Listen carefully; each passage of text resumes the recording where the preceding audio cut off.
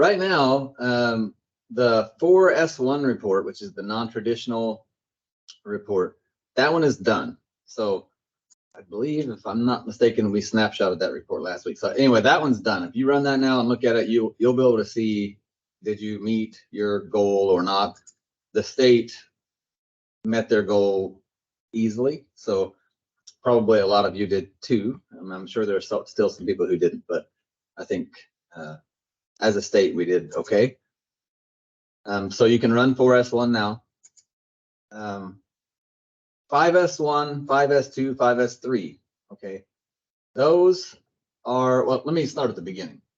The 1S1, 1S2, 2S1, 2S2, 2S3, those are the two graduation reports, 1S1, 1S2, the 4-year and the 5-year. Then the 2S1, 2, and 3 are the academic attainment reports. All that stuff we have to wait on to get. Those are this DOE data that we have to use. So we are waiting on that. So those, you really can't do anything with those yet. And you really can't control those anyway, right? Because those are, it's data that you really don't control.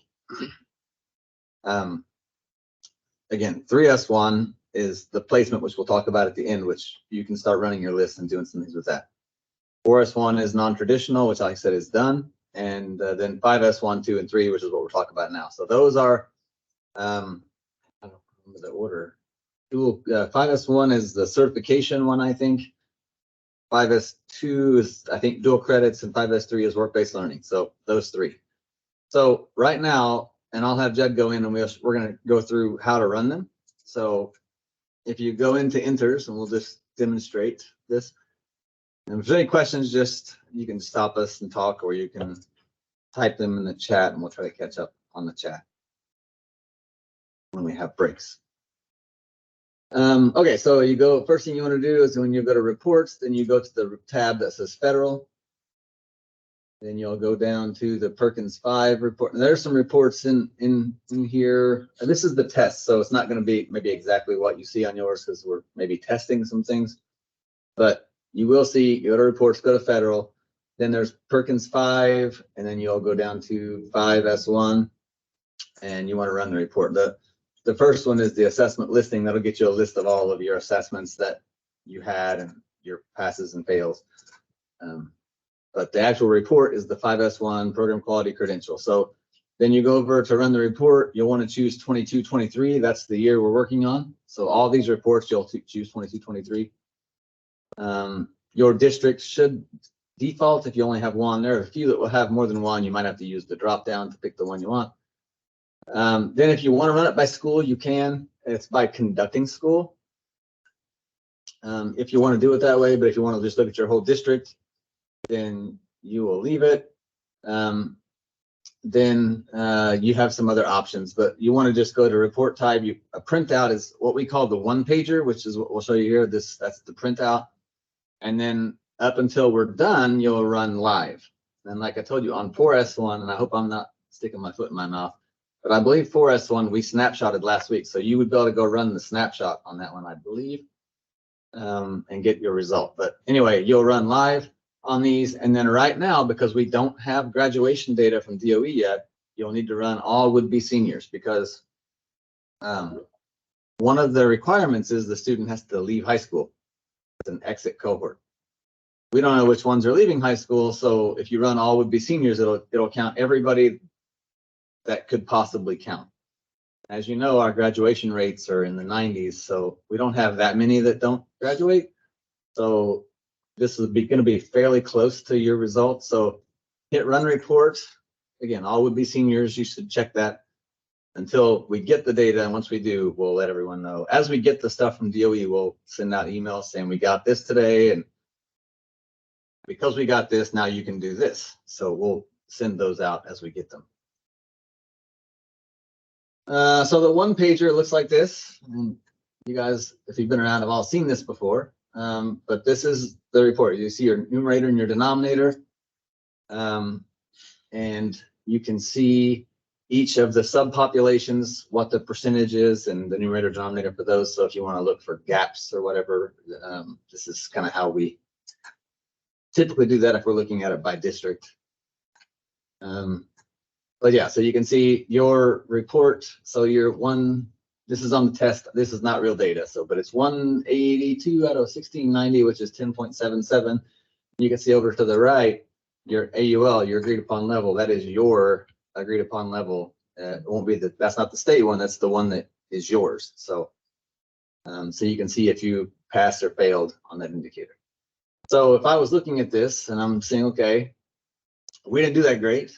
So I want to know why we didn't do that great. So then also if there's anything I can do to make it better. So the next thing you'll do, you go run the same report, leave everything the same except for choose report type audit. And now here's where it gets a little dicey depending on what you want. So if you run all, you're going to get a list of everybody who could possibly have counted on your report. And most of the students are going to have, in the far right hand side, they're going to have a delete reason. Okay. The delete reason tells you why they weren't counted on the report. So that's, most of them will have a delete reason. You know, they're not a concentrator, they're not a senior. You know, there's a lot of delete reasons. If you don't want to see the delete reasons, if you don't want, you want those to go away. If you just want to see the ones that count against you, so you only want to see the ones that are counting against you, you would choose denominators only. Okay, then you'll just get the denominator list. So what we're going to show, Jed ran.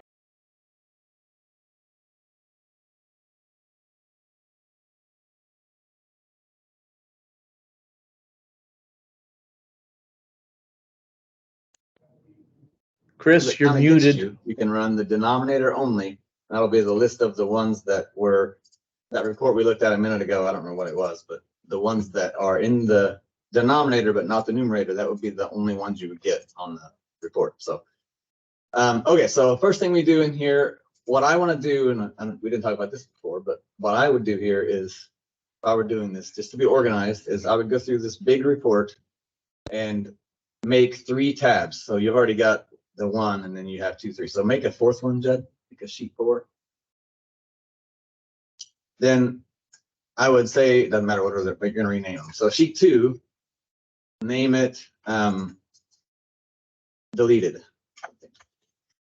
And then sheet 3, we'll call that one numerator. And then sheet 4, we'll call it denominator. So now you can make, so you can really have it organized. If you want to do this again, or if you just want to go straight to denominator, you can run it that way. But so what we do here, once we have this, you can sort by the delete reason column, which I'm assuming is what Jed did. So there's the delete reason. You see, if there's something in the delete reason, that means the student didn't count on the report. So you can go through, once you've sorted, you can go down and copy them, or actually cut them or copy them and paste them onto that other tab. Hey, Chris and Jed, we can see the enter screen. We can't see the report that you're working on. Sorry, I can't. I need to turn the volume up. What was that? We don't see the report. We still see the enter screen. Oh. I guess I can tell you if we see it or not, because I'm, yeah, you just need to switch your. You see it now. Yeah, there you go. Yes, much better. Sorry about that. Sorry about that. So yeah, so this is just the Excel file. He's renamed the sheet so you can see at the bottom. Sorry about that. He's sorted by the delete reason, which is column BW there. And he's going to go down. So there's 2,662 that are not counting. So he's going to copy those and put them on a different tab. It's actually 2661 with the column. 2661 with the column header. That's right. Maybe. I had to just grab them.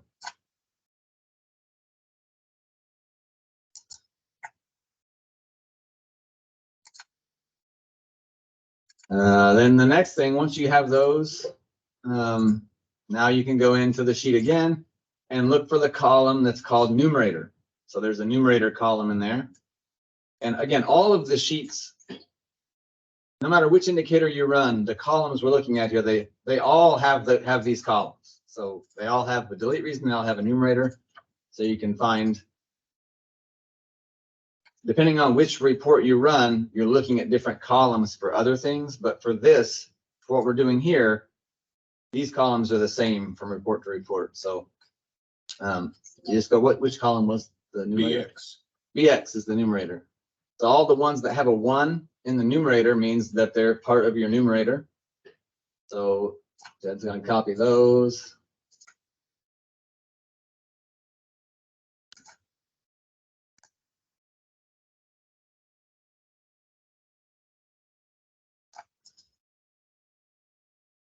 And put them on the numerator sheet. Then the last thing is the denominator. So then the rest of them are your denominator. So if you want to, you can sort to get those to the top.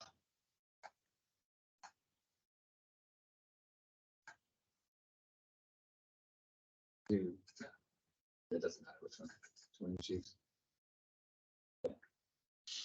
And this time, take the column headers when you go. So it's going to make, now I make a sheet with just the denominator. So now if you want to go look in your numerator to see 5S1, this is a certification. If you wanted to go look at the numerator and see what certifications the students took, you can go into your numerator list and you can see there's a column in there that tells the name of the certification they took or which one they got. If they took more than one, it'll show you the one they got counted on the report for. So you can see all that kind of stuff. But I think what you're interested in is this. So the denominator, which is what you're left with here. Now, if you ran denominator only, this is what you would get, just this sheet. So now you can go in here and look, and I don't know what you're looking for necessarily, but these are the ones that counted against you. So if you want to look and see what pathway they're in, maybe you're thinking they should have had an assessment. So you can go look and see if they had an assessment, and maybe they have it, but they're marked as a fail. So I think that's all in here on the assessment column, a certification. Yeah, there we go. So column BL is the final assessment taken. So that'll show you if they had one or not. So sort it by BL, Jeff. So you can see if they took an assessment or not. So some of them may have taken one, but they failed, and that would be why. So again, you can see if maybe there's data that's been missed. Maybe this didn't get entered for whatever reason, or maybe it got entered. I had someone ask me, I don't know when it was, a day or two ago, maybe last week, I can't remember, but someone said, hey, should we be putting in certifications if we don't know, we know they took it, but we haven't gotten the pass or fail yet? And I said, no, I would not put those in until you have the score, because in case you forget and go back, then they're going to be counted against you no matter what. So anyway, so this is the list of the ones. So the ones that had a certification, but they're marked as a fail. So this is important. If you want to know, you can look through this list, and maybe it's just as simple as they need to be marked as a pass and they weren't. So any questions about the way this works? And the same thing. So if you do this for the dual credit report, there's a column in the spreadsheet for the number of dual credits they got. And you can see the pathway they're in. So if you want to look and see if maybe it was missed, or maybe the right number, they have to have 9, I think, to count on the report. So if they only had 7, then you can see that here and you can see why. And then if you need to fix it, you can go into enters and fix it. So same thing with work-based learning. If they don't have work-based learning, but they should have had it, or maybe if somebody forgot to put in the hours, because they have to have 75 hours in a single experience. So someone forgot to put the hours in or something, or maybe they were going to put the hours in later and then didn't go back. So again, these are things that you can still fix up until the date is December 15th to get all of the fixes in, which probably corresponds to about the time you guys are off for Christmas. So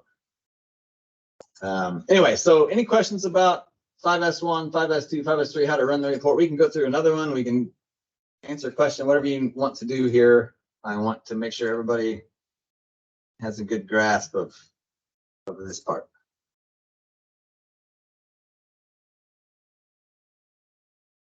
Trying to find where the chat is. Why can I not find it? Chat. Chris, can you run one more Sure. and work through the disaggregating? Yeah, do it. Just do one of the other ones. Sure. I just Sure, want to we can see do the it. disaggregation one more time. Like, you want to run the Excel sheet and have us go through that process again, you're saying? Or run the one pager? The one pager. Okay, sorry. Yeah, go ahead and just run one of the other ones. All right, I'm gonna do work-based learning 5S3. Say, report year 22-23. Pick your area district. Everything else defaulted. Make sure you pick all would-be seniors. Hit run report. And this will give you the one page to show you your actual results at the current time.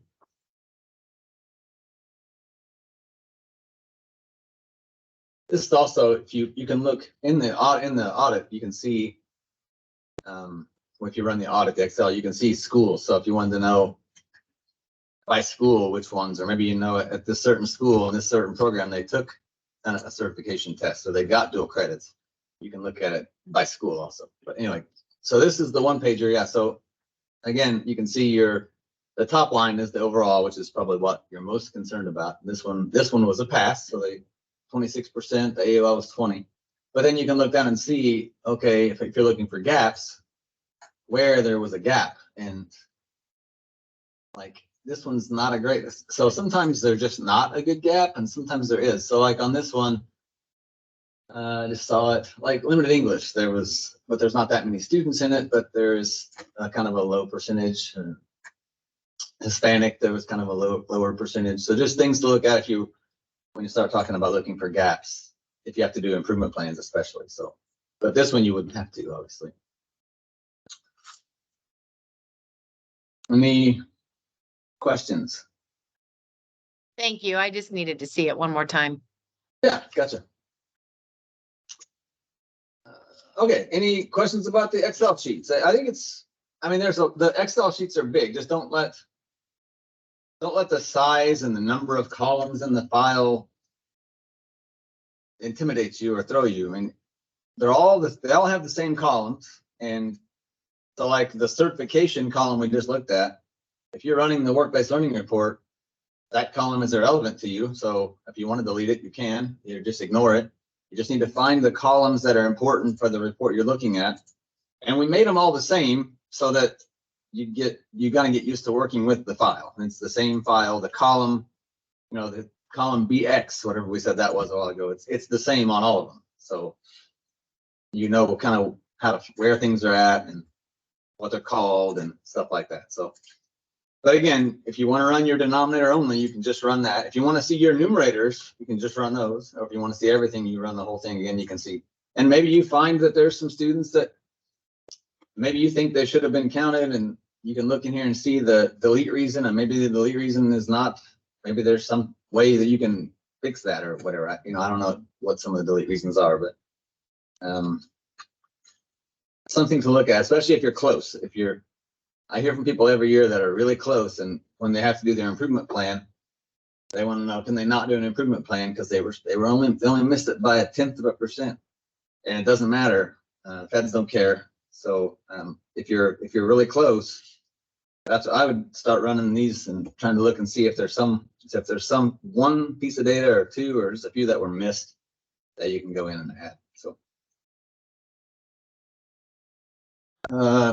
We've done the data matching with professional licensing agency already. So for the assessments for 5S1, that result is what it is right now. We can't help or assist you with getting. Yeah, we've got all the ones that we can get, we've gotten them. So for example, if you had students that over the summer took a CNA, we got all the results that there was. So if we had the SOC and the SOC matched with what they had, then we got the result. All right,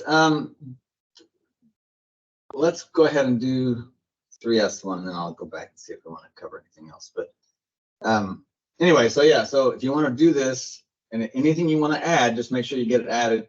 And I say December 15th, whatever your last day of school is before you go on break, just make sure you have it in there before you go. That's the important part, because while you're gone, we'll probably submit. If everything goes well, we're going to get this thing submitted while you're gone. So Christmas break. All right, so now 3S1. So this is the one and Jed has been getting the most questions about. So we sent the instructions out for this last week. But we'll go through it here. If you want to run your list, so the list of students that need to be followed up on, just go, we don't need to go through those. Just go on the screen. Let's just go slowly on the screen. So, all right. So you, again, at the top, you want to make sure your district is picked. Jed's going to share screen. Hold on. There it is. Okay. Make sure you have your district in there. Make sure you pick 22, 23. Then if you're not wanting to do it by school or something, I would suggest you just run the whole thing. And if you want to parse it out by school, there's a school column in the Excel sheet itself versus trying to run it by school. But then if you choose audit up there, you will get the Excel sheet. If you want your list of ones, so if one was already found, so if we had a student or multiple students who we already found, or someone already entered data for, or whatever, then those are already in the numerator. So my suggestion here would be run denominator only, which is going to give you only the ones that are currently counted against you. So, Hey, Chris, yes. sorry to jump in here. Just real quick, You're fine. under the school, it said, I have two options, and you probably explained this, and I'm not sure if I'm just missed it, but there's two options. There's district-wide combined and district-wide individual. Tell me what the individual, On the first drop down. the school. Yeah, if you have more than, some people have more than one district. So, Yes. and if you do, you could look at it separately. So versus running it all together, you Yeah, can have it give you each district separately. But I've got 3 other districts in there. So yeah, if and that's I, because you have their students crossing over probably into your Right. district from those schools. That's why they're there. So for you, those students are theirs. So so by Just like in choosing my the example here. individual, by choosing the individual, I'm just going to get District 45. if you choose District 45, that's what you should choose. Just choose District 45. You'll get Right. yours.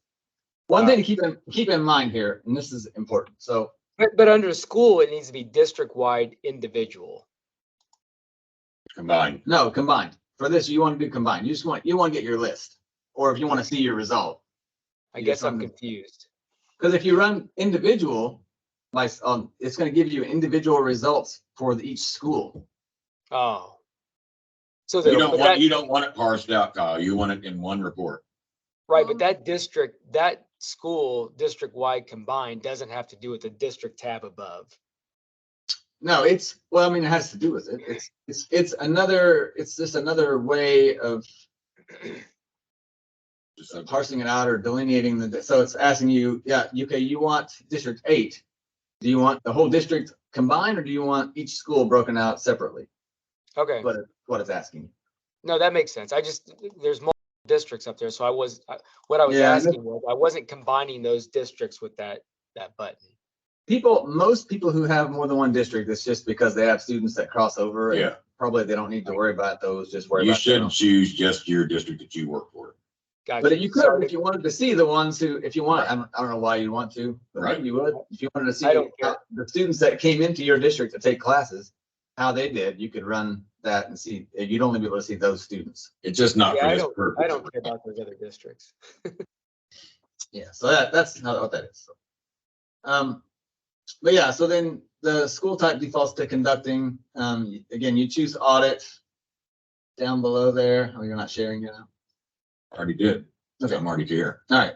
Well, you skipped ahead. I didn't get to say all the stuff on the screen. No, I already ran report. Okay. Did we talk about each option? Go down. Audit, denominator only. So I did. Oh, no, I didn't. So just to make sure, okay, after you choose denominator only, you have that option live snapshot again. Same thing we talked about before. You want to choose live until when we're all done, we get everything submitted. If you want to go look at your results, you could choose snapshot. But right now you want to run live, and then you want to run all would be seniors again, because if not, we don't have graduation data, so you won't get very much. So anyway, so that's how you get the list. So Jed's already got the list. And he ran denominator only, right?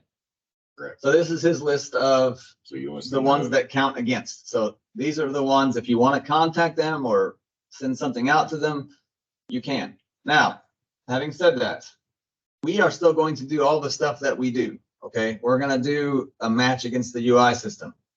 We're going to do a match with the colleges. We're going to send out surveys to the students and their parents. So we're going to do all that stuff. So we will be adding data in here. We are going to ask for an extension, and I think we'll get it. A lot of states are doing this now. We're going to ask for an extension till we hope June on this report for this specific report. So we won't report anything in January. We'll just, for this report, we will have an extension till June, which will give us time to get all that stuff done. There's a lag on the DWD data about 6 months. So it'll be about June when we'll get, that'll be the last thing we do. Once we have that, we'll submit it. But so we're going to do that later. In December, we will get the sometime in late December, probably the CHE file. So we will put in all of the stuff from the colleges. So if the student was found in the colleges, that we'll put that in for you. And again, the surveys that we're going to do, and we actually got quite a few results on the surveys last year, but as we do that, and we're going to fine tune it a little bit, those will go into the system also. So while you're doing this, if you do, we will be doing stuff too. So just keep in mind, you might want to periodically recheck this list because you'll find some stuff students will fall off. So, and again, to do this, you have until the end of March. That's what we're going to say, give it for a deadline. So you've got a little time. Technically, the students have, per the definition of this indicator, the students who graduated in 23 have until the end of December 23 to get a job, to count, or to go to college or whatever. So technically, we still would have to give them until the end of the year to be placed. So that's why we can't really do anything until the quarter ends, and then we have to wait 6 months for the DWD data. So, so if you want to start doing the follow-ups, you can. And Jed sent instructions out for how to, if you want to upload the results of the stuff that you get, you can put them in, you can enter them into Excel and you can just upload it. You can also enter it the way people have always done that. If you probably won't go through that, but if you want to know how to do that, we can show you how to enter them into the system, not uploading. So, but the upload, Jed is showing you the screen. It's really simple. He sent out the template for it and everything. So,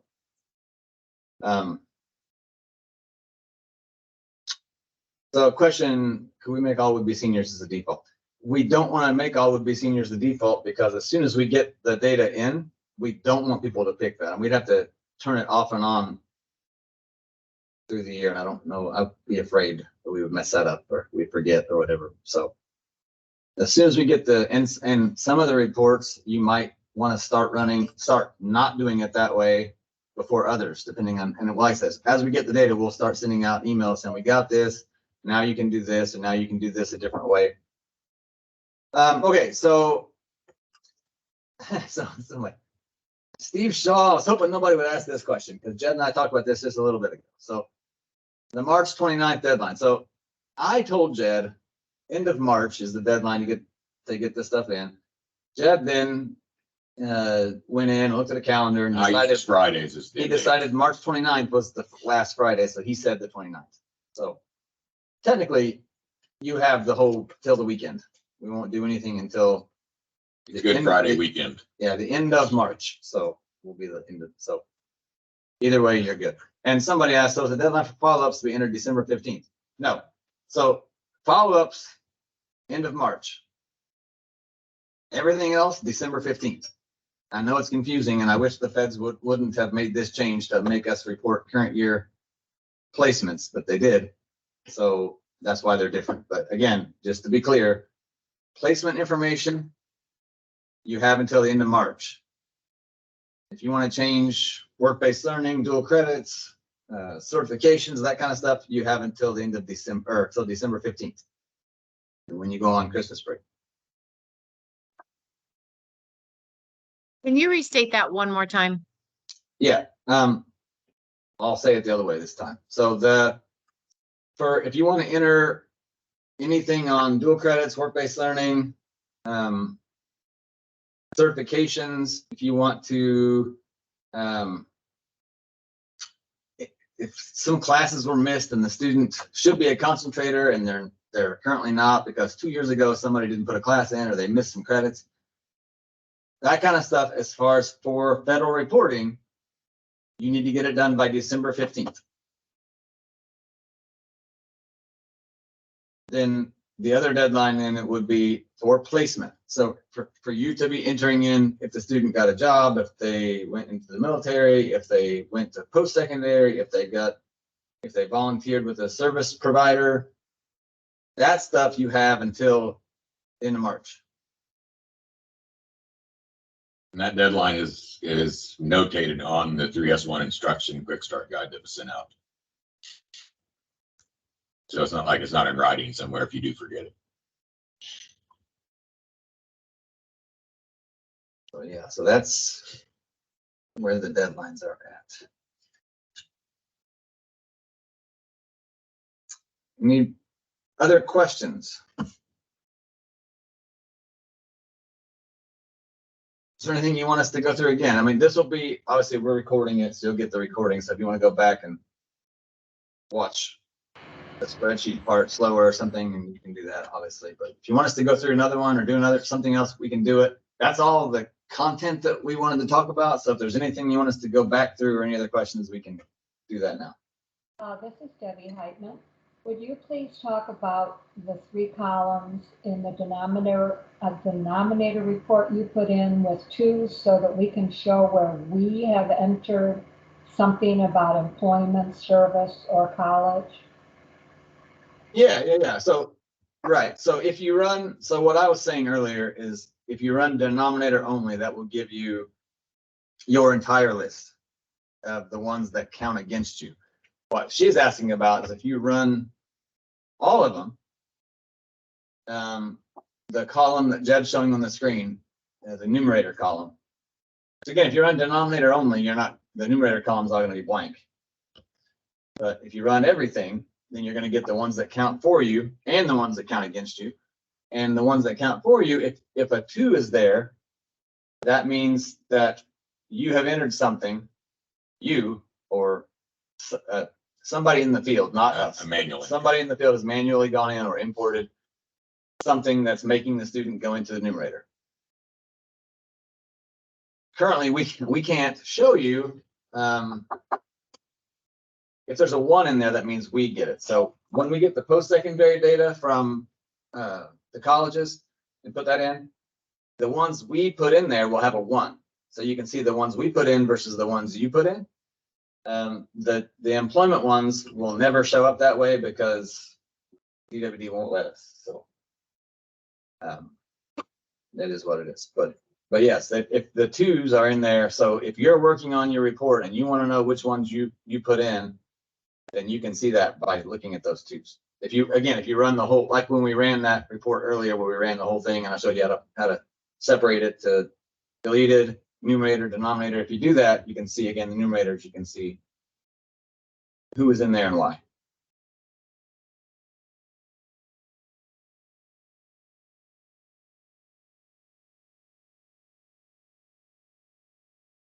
Okay, I have a question. For the concentrator report, is that for all students that were concentrators or just graduated seniors? You're talking about the report in the system called concentrator report. If you're talking about that, that was designed for someone specifically. I don't know what that's going to look. I'll just tell you this. If you called me and you said, I want a report of my concentrators, I would tell you to go into the system, go to the student screen. Jed, why don't you do it? So good. We'll show you. We'll show you how to get what your concentrator report. What I would say is the best way to get that.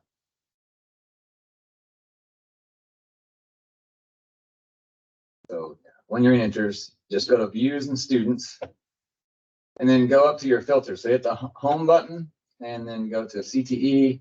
That'll give you the filters. So now you set this on what you want to see. So if you want to see, again, if you're looking at it for the purposes of the reports, Brittany's also saying the Pathways app is another very good place to go. You're exactly right. We can do that too. We'll do both. But in Inters, if you go, you can pick the year. So if you want 22, 23, probably 22, 23 for the purposes of what they're doing, but maybe you want 23, 24 too. But you pick the year you want. If you only want to see seniors, so if you're looking at ones for the Fed reports, you could pick the grade level senior. You don't have to do that. If you want to see everybody, you just leave it with just the term 22, 23. But once you set your filters to how you want to see them, then you could go over to students, and then you can hit the search or hit the view all button. And then you can get to your concentrators this way. And you can export this whole thing to Excel up at the top. And then you can get if you want to see your concentrators. And there's also a filter we could have set for concentrators, I guess, about that. But yeah, once you get your list here, then you can export it. And that's a better way to get a concentrator list, because you can control the parameters of the list. If you want to see certain grades, or you want to see certain whatever, or certain schools, you can set it up however you want. I also would have set my grad cohort filter too. Yeah, there also is a grad cohort filter. So if you want to see just a certain grad cohort, you can do it that way, depending on what you're looking for the concentrator report for. But there's the concentrator filter CON. So the ones that have a C in there are concentrators. The ones that the W means work-based learning. So there's those icons, which we'll go into the data hub in a second. We'll talk about that. But the C's are concentrators. So again, you can export. There's a button at the top to export to Excel, and you can do whatever you want with it then. But let's go to the data hub. So that was a great thought. The data hub button might be the best place. So I don't know, some people on this, you may not have even seen this, because it was a more recent ad on the data hub. This was mainly designed for schools that are doing grad pathways stuff.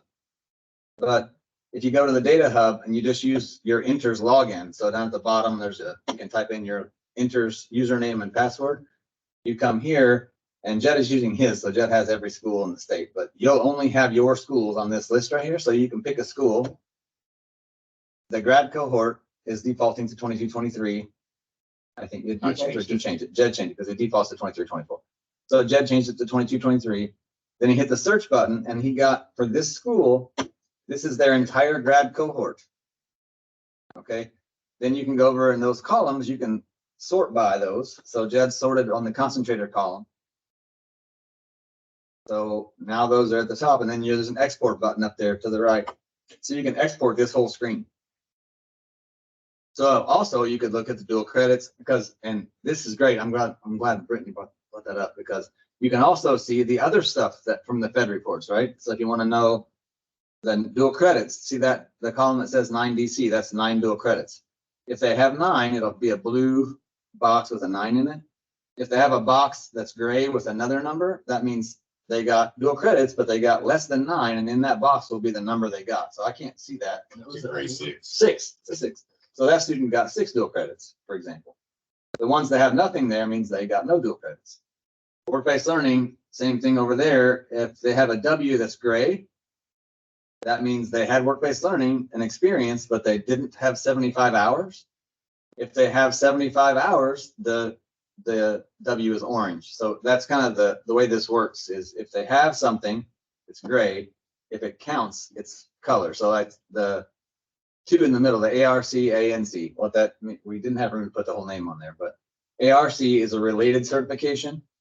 The NC is a non-related certification. Well, on the Fed report, the certification has to be related to the course or the coursework that they have. So if it's gold, that means it's related. If it's gray, it means it's not. So you can see, again, this might be the best place that maybe I should have answered that question that way to begin with, but you can get it on the student screen in Inters also. You have in Inters, you have more ability to filter. Like this is going to be by grad cohort. You can't do anything about that. On the Inters screen, you can just get your entire list of students for 22, 23, or at all grades. But you can look at your future cohorts, which is important for planning. Yeah, so you can pick any cohort. You can pick old ones, you can pick future ones, and they'll show up.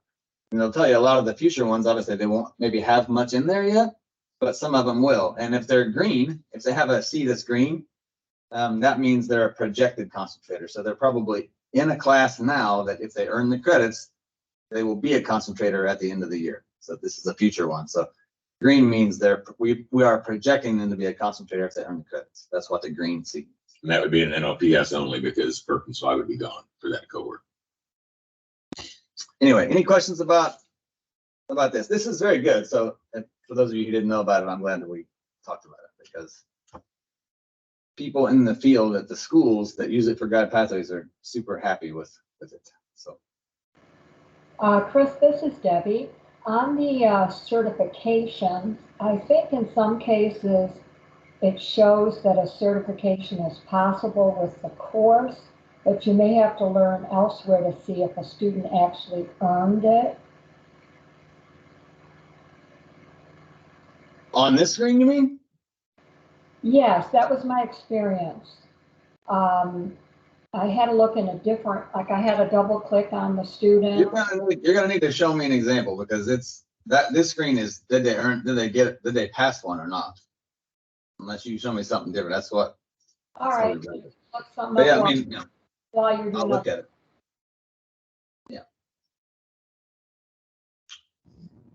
Hey, Chris and Jed, this is Jim. Can you hear me? Yep. All right, so just want to clarify, I'm understanding all this. All the 5s, 1, 2, and 3 are in there. We can run them. That's what, that if we want to make changes, we make changes. But the 3S one, right now for my district, it's all showing zeros, nobody, because you haven't got the data back from the colleges, you haven't got the data back from the Department of Defense, yada, yada, yada. So right now it's nothing. So when we're talking deadlines though, I'm trying to determine, should I start rattling the bushes to try and find all these seniors or past graduates and plugging in, hey, this kid's at Purdue and this kid's at the join the Marines, or is that data you're going to catch and I'm just wasting time doing something you guys are already going to do, and wait until after you update it and then go back and start looking for, okay, who are we still can't find? Because we used to have, years ago, we used to have what was called the 1-year follow-up. This is what that was, right? I mean, we're just not calling it that anymore. Am I right? Or is there a 1-year follow-up that we're going to do something else, or is this it? No, you're right. Things were just way better when they let us work on a lag, because I mean, it just worked better. So that was your 1 year. These students are not 1 year. They haven't even had a whole year. I mean, Yeah. it's different. And to answer your question, should you go? So this is the debate, right? And I get people ask me this a lot. Should we go ahead and do this, because you're going to find most of them later? True, we will, but we won't know that until later, and we don't know by the time we get it. Again, the post-secondary, the college stuff, we'll have it soon. So that'll be in there and you'll have access to it, and those students will fall off your denominator. So that's good. But the employment stuff, we're not going to have it until, I mean, literally the last second. Probably when we get it, we're going to have to submit like a day or two after. I mean, because we're not going to get that because there's a lag. The quarter ends in December, and then there's a 6-month lag on the data. So we're talking about June. So, and we're told the extension that they're going to give us is probably till June. So you don't have time to wait on us to get the employment stuff, unfortunately. So the Department of Defense and the employment's all together. So, I mean, I always tell people, look, if you don't want to, you don't have to do anything. And there's a halfway decent chance that you'll meet your level and everything's gonna be fine, but you might not. And if you don't, I don't want you to get mad at me that you didn't meet your level. So if you know, I always tell people, if you know students that got placed, whether you're going out and searching for it or you just know because you know, whatever, if you want to make 100% certain that it counts, you should put it in, because I can't guarantee you that we'll find it. I just don't know, because it depends on if you have the social. If you have a social in there, that improves our chances a lot. But it doesn't guarantee anything. And then sometimes, if the social got typoed when someone put it in or whatever, or it's not right, or the student told you wrong, or then we're already back in. We're never going to be able to find anything. So it's just hard. And we also we actually get a pretty good amount of the socials. So if you don't give us socials, we can take their name, address, date of birth, and we run an algorithm against the UI database and stuff. And a lot of times we can find them. If somebody by that name with that date of birth at that address had a job, then we can find them that way. So, but again, there's no promises that we're going to get it, and there's no way you can wait until we get that because it'll be too late. So. Chris, this is Debbie. I have an example to ask about or support what I asked about a certification.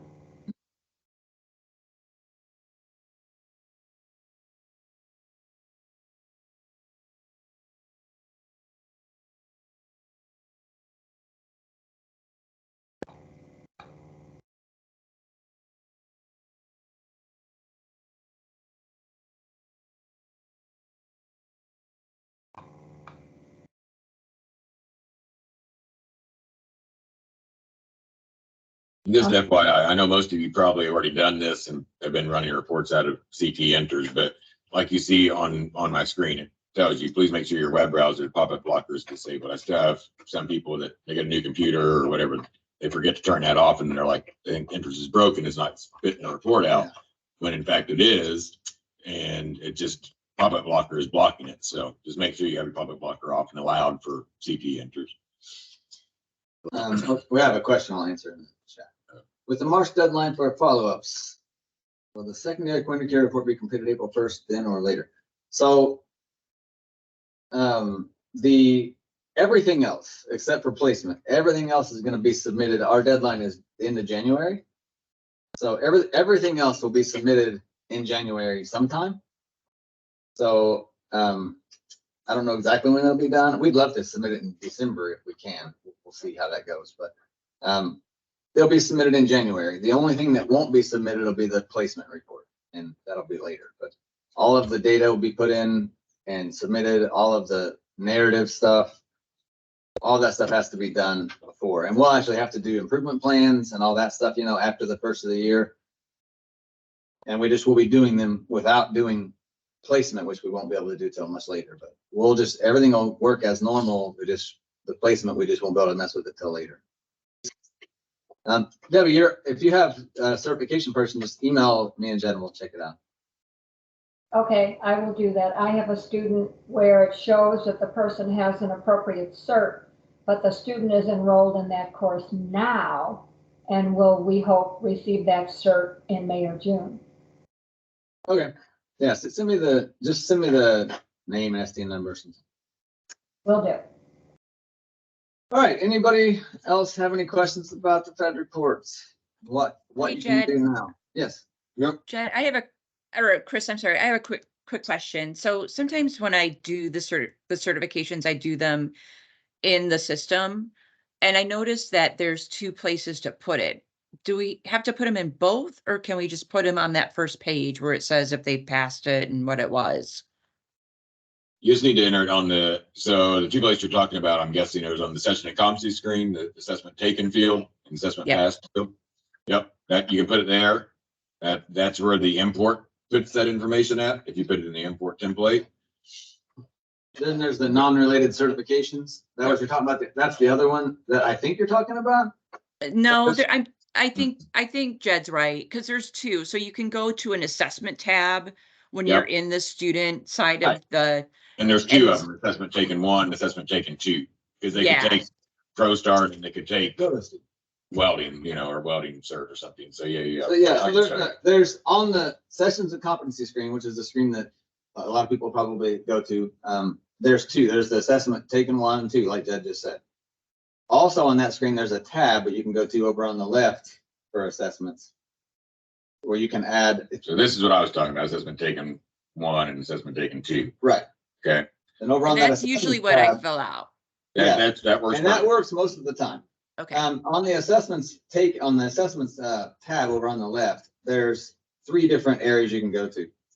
So if you have a student that takes 5, which we had a student, I just ran a report the other day for budget. Anyway, the student had 10 passed. It's crazy. But anyway, if you have more than 2, then you can put them on here under DOE code related assessments. It'll go there. But then there's the tab he's on now. It says non-related. So this is for if your student, and we have this, had a bunch from one school this year actually, where they had a bunch of students who were in CT courses and random CT courses at a career center.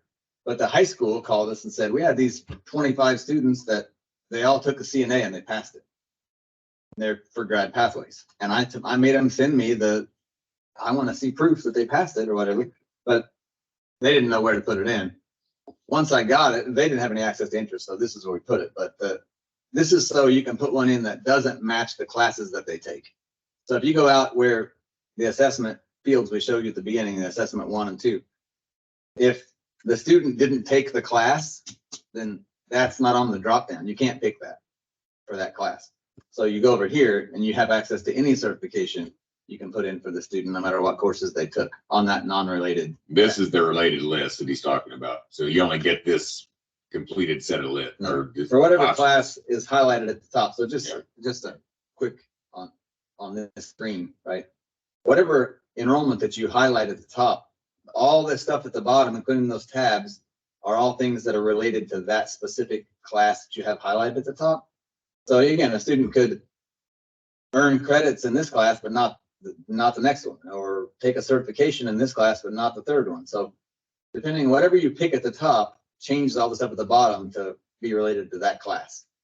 Just a FYI. So whatever class you have picked at the top, you hit that assessment drop down and you're going to get the ones that are related to that class. So just FYI, if you're doing.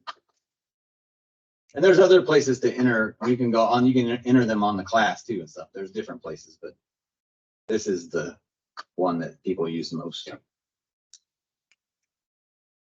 So yeah, if you've missed one, if you find that a student took a certification that's not on that report we showed you earlier, this is where you can come to put it in.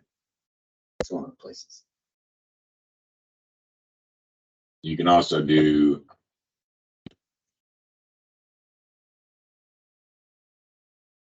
Yeah, there's also this list. screen where you can put in certifications. This is more designed for, non-CTE related. that's right. That's what it was designed for, but it can be used by anybody. But I would say for what you're doing, what you guys all are doing, you probably need to put it in because it needs to be related to count on the Fed report. So the best place to go is that assessment taken 1, assessment taken 2, because if it's not on the list, it's not going to count. So even if you put it in the non-related assessments tab, it still won't show up. On the Fed report, but it would count for grad pathways. Right. So I think you just answered the question I was going to ask, Chris, because I happen to have a welding student who is working and just finished her CNA. And so she's working in a completely different field. Her goal is to go forward with welding, and she has that certification as well. But since she also has the CNA, do you want us to put that in there or just not Yeah. worry about it? You should put it in because Remember reimbursements. the reimbursements, and it also could, for the grad pathways, it could become relevant.